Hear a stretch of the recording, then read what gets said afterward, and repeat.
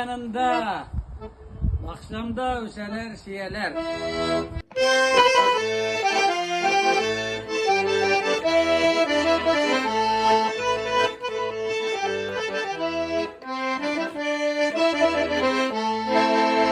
Kızıldan giyilir, kıyasına ürülür, bakşamda kuşeler şiyeler.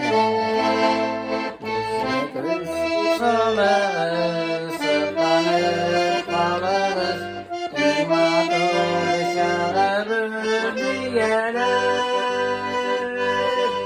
Kıyasına ürülür, kızlara şiyeler.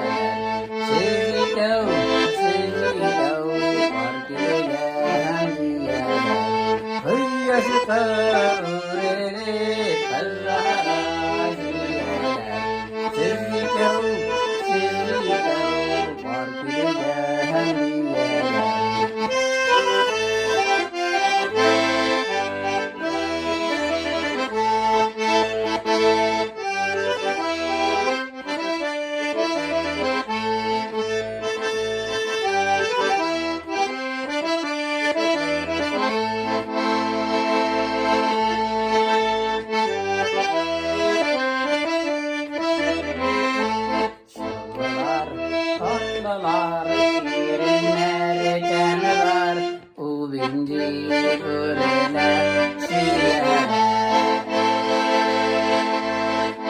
Şiirin yaşayan aşıklar zikirler, kızarıp başların yiyeler. Kıyasıklar ölerir, kızlara şiirler.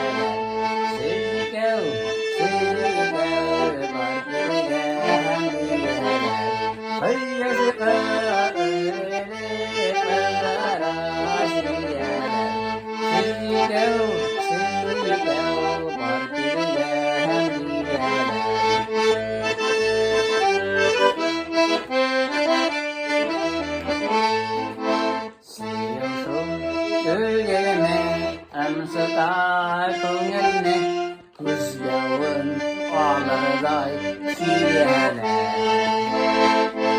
Düşeriz zeylerde öğrenir, zeyler sınlama.